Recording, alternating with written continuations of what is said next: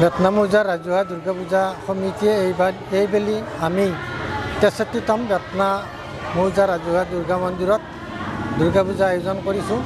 কিন্তু আমি এইবেলি কৰোনা মহামাৰীৰ প্ৰতি লক্ষ্য ৰাখি আৰু প্ৰশাসনৰ তথা চৰকাৰৰ নীতি নিয়ম পালন কৰি অনুষ্ঠিতভাৱে কৰিছোঁ যদিও আমি সম্পূৰ্ণভাৱে পূজা বৈদিক পদ্ধতিৰে নিয়ম নীতি পালন কৰি সম্পূৰ্ণ পূজা অৰ্চনা কৰিছোঁ।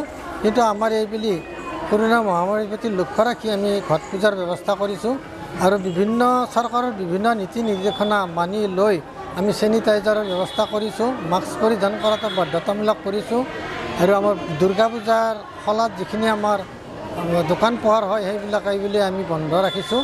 সেইকাৰণে আমাৰ হয়তো এইবেলি দৰ্শকৰ উপস্থিতি কম হৈছে আৰু যোৱা সপ্তমী আৰু অষ্টমী তিথিত বতৰ অলপ অনুকূল হোৱাৰ বাবে আমাৰ ৰাইজৰ উপস্থিতি সেৰেঙা হৈছে আৰু বিগত বছৰকেইটাত কিন্তু আমাৰ অষ্টমী তিথিৰ দিনা 1800ৰ পৰা 2000লৈকে নৈবেদ্য ইয়াতে অৰ্পণ হয়। কিন্তু এইবেলি বতৰ তথা আমাৰ কৰোনা মহামাৰীৰ কাৰণে নৈবেদ্য প্ৰদানত কিছু বাধা আহিছে বা কম হৈছে।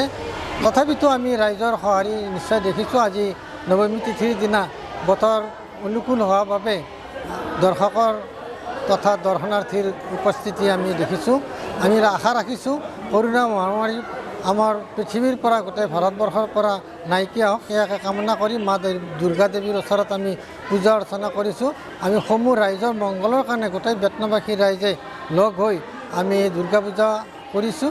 কিন্তু এইবুলি আমি কৰোনা মহামাৰীৰ কাৰণে অন্যান্য ঠাইত বা আমাৰ দোকান পোহাৰ বা টাউনত আমি কালেকশ্যন আদি কৰা নাই। আমি কমিটিৰ সদস্যসকলৰ পৰা দান বৰঙণি লৈ আমি পূজা অৰ্চনা কৰিছোঁ আৰু আমি আশা ৰাখিছোঁ এই পূজা অৰ্চনাত মা দুৰ্গা দেৱী সন্তুষ্ট হৈ সমূহ ৰাইজৰ মংগল সাধন কৰক আৰু আমাৰ গোৰেশ্বৰবাসী তথা বেতনাবাসী ৰাইজে আমাৰ এই বেতনা মৌজাৰ ৰাজহুৱা দুৰ্গা পূজাত যিখিনি অৰিহণা যোগাইছে তেখেতসকলৰ আমি মংগল কামনা কৰি আমি এই পূজা অৰ্চনা কৰি আছোঁ। আৰু অহাকালি আমাৰ যিহেতুকে দশমী তিথি, এই দশমী তিথিত আমি দেৱী দুৰ্গাক বিদায় দিম আৰু বিদায় মুহূৰ্তত আমি প্ৰতিজন সদস্যই যোৱাবেলিৰ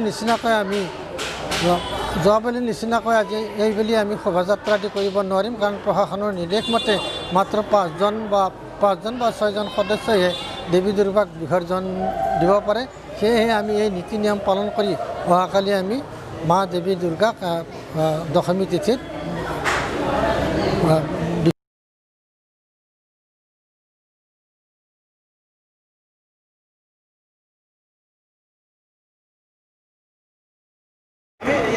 বেতনা মৌজাৰ গোৰেশ্বৰ ৰাজহুৱা দুৰ্গা পূজাৰ 73তম বছৰ ভৰি দিছে আৰু এই 73তম বছৰত ভৰি দিয়াৰ পিছতো কিন্তু পৃথিৱীৰ যিটো কৰোনা মহামাৰীয়ে চাৰিওফালে সন্ত্ৰাসৰ সৃষ্টি কৰিলে আৰু সেইকাৰণে ভাৰত চৰকাৰে এটা নিৰ্দেশনা দি সকলো পূজাবিলাক চৰকাৰী নিয়ম নীতিৰ মাজেৰে চলাবলৈ সকলো পূজা কমিটিক এটা নিৰ্দেশ দিয়ে আৰু সেইমতে গোৰেশ্বৰ এই বেতনা মৌজাৰ ৰাজহুৱা দুৰ্গা পূজা কমিটিয়ে সকলোবোৰ চৰকাৰী নিয়ম নীতি মানি সুন্দৰভাৱে ঘট পূজা কৰি ইয়াত কেইজনমান বয়োজ্যেষ্ঠ ৰাইজ তথা কমিটিৰ সদস্যবৃন্দই নিজৰ আৰ্থিক সম্বলেৰে চান্দা পাতি তুলি নিজৰ ভিতৰতে ঠিক তেনেধৰণে পূজাখন আগবঢ়াই নিছে।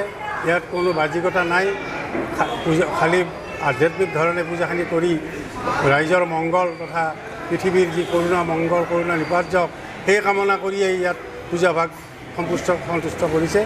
বিশেষ ক'বলগীয়া নাই আৰু ইয়াৰ লগতে অন্য বছৰৰ নিচিনাকৈ থিয়েটাৰ পাৰ্টি ইয়াত হোৱা নাই, কাৰণ এই কৰোনাৰ কাৰণেই হোৱা নাই আৰু চৰকাৰী নিৰ্দেশ যিহেতুকে আছে 2জন বা 3জনেই ইয়াত কমাব পাৰিব, নিৰ্মালী লোৱাটো এনেকুৱা ধৰণৰ নিৰ্দেশনা এটা আছে আৰু যে ভাচনিৰ সময়ত 4-5জনৰ ওপৰৰ মানুহ হয়তো যাব নোৱাৰিব আৰু সেইকাৰণেই বোধহয় প্ৰতি বছৰ কিবা বন্ধ কৰি দিছে।